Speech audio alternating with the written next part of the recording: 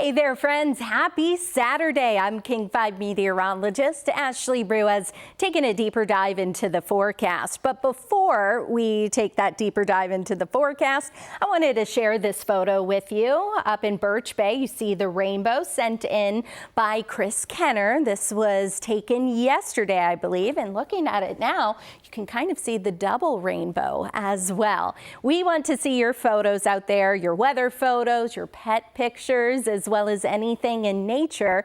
Go ahead, email me at aruiz@king5.com. So let's talk about the forecast now. Today we're going to have clouds, sunshine, maybe even a few sprinkles. I'll show you where coming up. But then we'll start to warm up once again in Monday, but especially Tuesday and into the middle half of the week. Most of us are going to stay completely dry into next week and very, very warm. But today we have low clouds to start. Those are going to break apart and scatter out, but then we're going to have mid-level and high clouds streaming in, all thanks to a disturbance that's going to move through the region. Here's a look at the upper air weather pattern.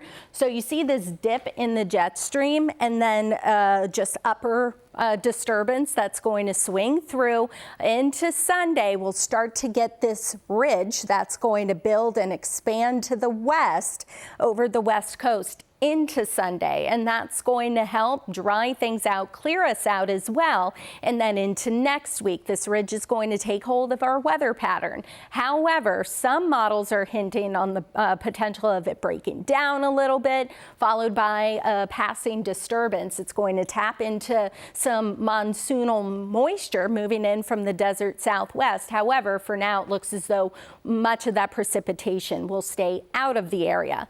But until then, we have the potential for some very light showers today and tonight, and then perhaps with that next system moving in by about Thursday or so. So we'll fine-tune the forecast as we get a little closer. But as you see, over the next 7 days, our estimated precip totals, really not a lot. So maybe a couple of 1/100ths of an inch. You see the lighter green, that's indicating that. But the bulk of any rain that falls, the best chance for accumulating rain will be more so up in the mountains. So here's a look at your 7-day forecast for the Seattle area. So partly sunny to mostly sunny into the afternoon. Some of you may get trapped under some more clouds, especially later in the day. Temperature-wise, in the low and mid 70s, pretty similar on Sunday. We'll start to get the return of northerly winds, which will help clear us out, and then we'll eventually start to warm things up as drier air starts to move in.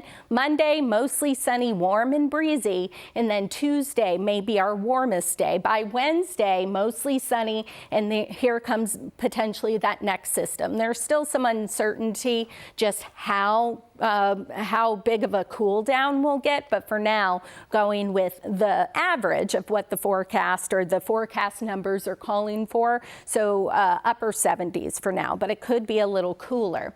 Let's take you outside where we have blue sky, though we have low clouds, mid-level clouds, and eventually some of those high clouds will move in. You can see a little bit of the mountain. So highs today in the lower and mid 70s for much of Puget Sound. The coast will be cooler, and then up north toward the islands also going to be on the cooler side of things. And to put it into perspective, our average high this time of year for Seattle is about 77. And we have so much going on. Once again, if you have those post-World Cup blues, we still have those watch parties around the area. But if you're going to head outside, good forecast for whatever you have going on. But here's are some of the events going on. The Seafood Festival in Ballard that goes through 10 o'clock tonight. We'll have partly sunny skies with temperatures in the 70s. If you're headed out on the water today, here's a look at some of the water temperatures and where we stand. Lake Sammamish, the buoy reading about 72 degrees, in Lake Washington, at least for the buoy in the middle of the lake, about 69. But just know our rivers, Puget Sound, still running on the cold side. Also, something to look forward to, some more low tide. So tide pooling could also be something you check out into our weekend. Now, our low tide already occurred this morning, Saturday morning, so didn't include that one, but it just gets lower and lower, especially into Tuesday. That's when we'll get the lowest low tide. So it's going to be later in the morning to about midday. So something else to look forward to. If you're headed up to the mountains today, so cloudy to start, we'll have partly cloudy skies, temperatures in the 60s, freezing level quite high. Here's a look at your forecast for tomorrow. We'll start things with clouds, followed by clearing. Will become sunny by the afternoon. The coast could get trapped under some low clouds, but all in all, looking good for our Sunday fun day. Winds start to turn out of the north. Highs low and mid 70s, and we start to warm up even more. Again, the warmest day looks to be Tuesday for now. But let's talk about the next 24 to about 48 hours. Here's later in the morning into the afternoon. You see how we have clouds, some sun as well, but closer to the coast, you see how we start to get some more showers starting to move over the region, really focus more on the northern Olympic Peninsula, but as well as maybe the north interior. The bulk of any precipitation would fall over British Columbia and Vancouver Island.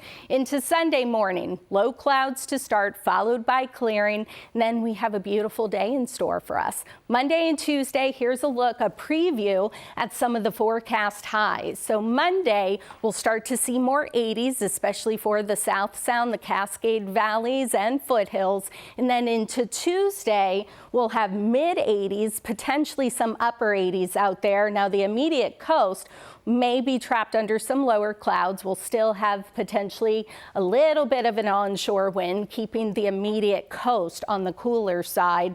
Even up in the mountains going to be warm. And so Monday and Tuesday, we could have some pretty low relative humidity, hot temperatures, and some drier fuels. So we could have elevated fire weather concerns this side of the Cascades. But until then, we have some fire weather concerns east of the Cascades, where there is a red flag warning in place through tonight. So here's a look once again at your 7-day forecast. This weekend going to be cooler than the next couple of days. Tuesday, Wednesday, low and mid 80s, maybe a few upper 80s out there. Slight drop in temperatures Tuesday or Thursday, and then into Friday, we'll have 80s once again. Now beyond the 7-day forecast, and as we head into the second half of the month, you see how temperatures really stay above normal in the 70s and 80s. So it does appear as though we're going to stay in that warm and dry weather pattern.